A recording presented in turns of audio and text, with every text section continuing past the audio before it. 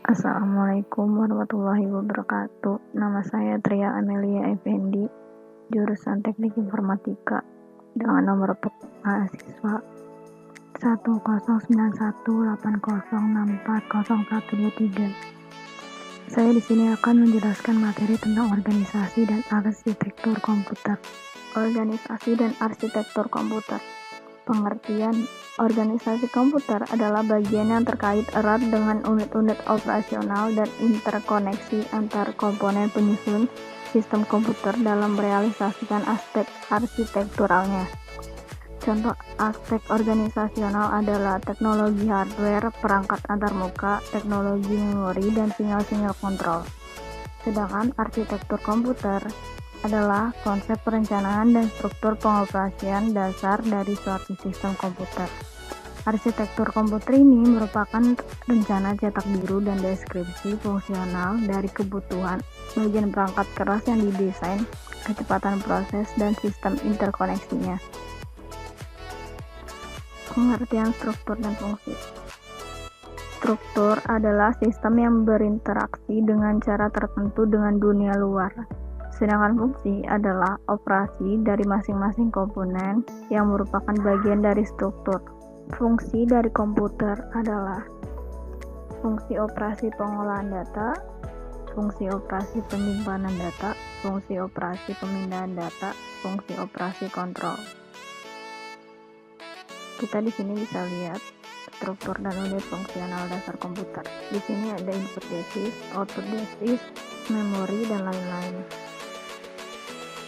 Evolusi komputer. Komputer merupakan perangkat yang saat ini banyak dipakai di kehidupan sehari-hari. Dengan adanya perangkat komputer bisa digunakan sebagai membantu aktivitas dari manusia, sehingga memudahkan semua pekerjaan. Sejarah komputer pun terus berkembang setiap waktu hingga sampai kita rasakan sekarang ini.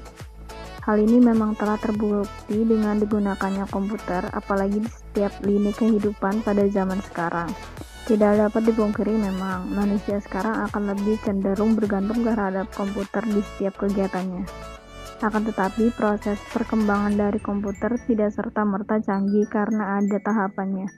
Komputer sekarang memang lebih jauh berbeda dengan komputer terdahulu, mulai dari segi bentuk, kinerjanya, hingga komponen yang dipakai. Sebab komputer terdahulu memiliki ukuran yang bisa menghabiskan satu ruangan. Berikut ini akan kita rangkum sejarah perkembangan komputer dari generasi ke generasi.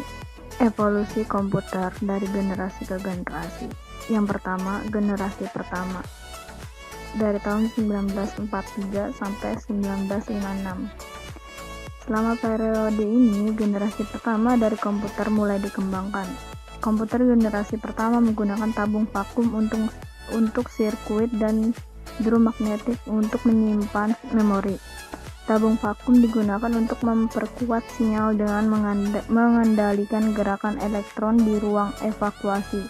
Komputer generasi pertama sangatlah sulit untuk dioperasikan dan berbiaya sangat mahal. Kita lihat di sini ada gambar dari komputer generasi pertama digunakan Badan Sensus Amerika Serikat.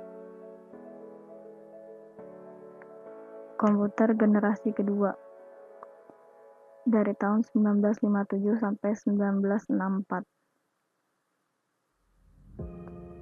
Teknologi tabung vakum mulai tergantikan dengan transistor. Penggunaan transistor pada komputer mulai digunakan di akhir 1950-an. Keunggulan transistor adalah bentuknya yang lebih kecil dengan bentuk minimalis. Dari transistor, komputer menjadi lebih kecil dan hemat energi. Di generasi kedua ini, bahasa pemrograman mulai diperkenalkan, seperti contohnya COBOL dan Fortran. Teknologi penyimpan memori juga berubah dari drum magnetik menjadi teknologi magnetik. Kita bisa lihat di sini contoh gambar dari generasi kedua. Komputer generasi ketiga dari tahun 1965 sampai 1971.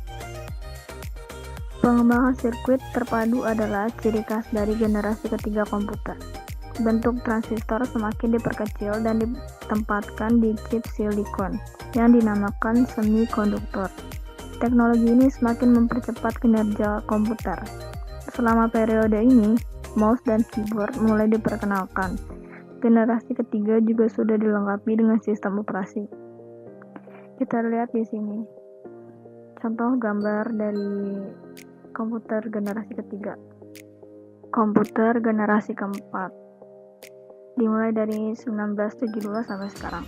Di periode ini, prosesor mikro mulai diperkenalkan saat ribuan sirkuit terpadu dimasukkan ke dalam sebuah silikon chip yang kecil. Prosesor pertama Intel 404 chip mulai menjadi otak utama di sebuah komputer. Saat periode ini, istilah personal komputer atau PC mulai digunakan. Dengan teknologi yang lebih maju, generasi keempat menjadi tonggak awal pembangunan internet. Ini adalah contoh dari komputer generasi keempat. Dan yang terakhir adalah komputer generasi kelima. Dari sekarang sampai masa depan. Komputer generasi kelima dibangun berdasarkan teknologi kecerdasan buatan dan masih dalam tahap pengembangan. Contoh teknologi yang sudah sering digunakan adalah teknologi pengenal suara. Penggunaan pemrosesan paralel dan superkonduktor menjadi dasar dari kecerdasan buatan. Tujuan dari komputasi generasi terbaru adalah untuk mengembangkan perangkat yang merespon bahasa manusia. Sekian dari saya pembahasan materi organisasi dan arsitektur komputer. Mohon maaf jika ada kesalahan kata. Wassalamualaikum warahmatullahi wabarakatuh.